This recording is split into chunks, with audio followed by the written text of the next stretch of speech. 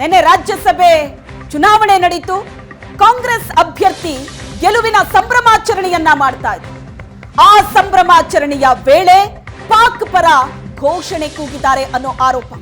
ವಿಧಾನಸೌಧದಲ್ಲೇ ಪಾಕಿಸ್ತಾನ ಜಿಂದಾಬಾದ್ ಅನ್ನೋ ಘೋಷಣೆ ಕೂಗಿದಂತಹ ಆರೋಪ ಇದೆ. ಕಾಂಗ್ರೆಸ್ ಅಭ್ಯರ್ಥಿ ಗೆಲುವಿನ ಬಳಿಕ ನಡೆದಂತಹ ಘಟನೆ ಇದು. ನಾಸಿರ್ ಹುಸೇನ್ ಕಾಂಗ್ರೆಸ್ ಅಭ್ಯರ್ಥಿ ಗೆಲುವಿನ ಖುಷಿಯಲ್ಲಿದ್ರು, ಬೆಂಬಲಿಗರು ಸಂಭ್ರಮಾಚರಣೆ ಮಾಡ್ತಾ ಇದ್ರು. ವಿಷಯ ಅಲ್ಲಿ ತನಕ ಇದ್ದಿದ್ರೆ ಏನೂ ಸಮಸ್ಯೆ ಇರಲಿಲ್ಲ. ಆದ್ರೆ ಆ ಸಂಭ್ರಮಾಚರಣೆಯಲ್ಲಿ ನಾಸಿರ್ ಹುಸೇನ್ ಬೆಂಬಲಿಗನೊಬ್ಬ ಘೋಷಣೆಯನ್ನ ಕೂಗಿದ. ಪಾಕ್ ಪರ ಘೋಷಣೆ ಅದು. ವಿಧಾನಸೌಧದಲ್ಲಿ ನಿಂತು ಆತ ಕೂಗಿದಂತಹ ಆ ಘೋಷಣೆ ಏನಿದೆ ಅದು ಈಗ ಭಾರಿ ಸದ್ದು ಮಾಡ್ತಾ ಇದೆ. ಸಾಕಷ್ಟು ಆಕ್ರೋಶ ವ್ಯಕ್ತವಾಗ್ತಾ ಇದೆ ಆ ಘೋಷಣೆಯ ಬಗ್ಗೆ. ಕಾಂಗ್ರೆಸ್ ಅಭ್ಯರ್ಥಿ ನಾಸಿರ್ ಹುಸೇನ್ ಬೆಂಬಲಿಗ ಕೂಗಿದಂತಹ ಆ ಘೋಷಣೆಯ ಬಗ್ಗೆ ಕೊಟ್ಟಂತಹ ರಿಯಾಕ್ಷನ್ ಇದೆಯಲ್ಲ, ಅದು ಕೂಡ ಬಹಳ ದೊಡ್ಡ ಆಕ್ರೋಶಕ್ಕೆ ಕಾರಣ ಆಗ್ತಾ ಇದೆ. ರಾಜ್ಯಸಭೆ ಚುನಾವಣೆ ಗೆದ್ರು ಸಂಭ್ರಮಾಚರಣೆ ಮಾಡ್ತಾರೆ ನಿಜ, ಅಭ್ಯರ್ಥಿಯ ಪರವಾಗಿ ಘೋಷಣೆ ಕೂಗ್ತಾರೆ, ಅಲ್ಲಿ ತನಕವೂ ಓಕೆ. ಆದ್ರೆ ಇದೇನಿದು ಪಾಕ್ ಪರ ಘೋಷಣೆ, ಅದನ್ನ ಪದೇ ಪದೇ ನಮ್ಮ ಬಾಯಲ್ಲಿ ರಿಪೀಟ್ ಮಾಡೋದಕ್ಕೂ ನಮಗ್ ಬೇಸರ.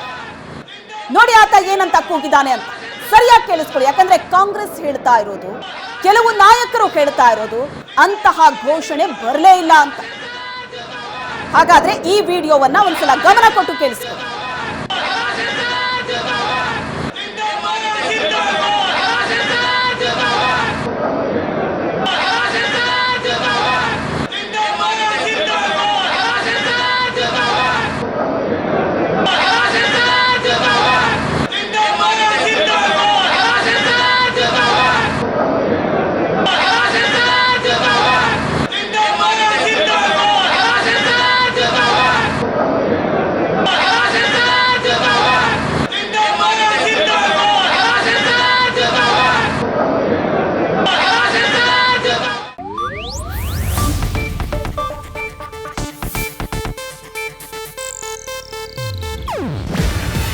ಇದು ಏಷ್ಯಾನೆಟ್ ನ್ಯೂಸ್ ನೆಟ್ವರ್ಕ್ ಪ್ರಸ್ತುತಿ.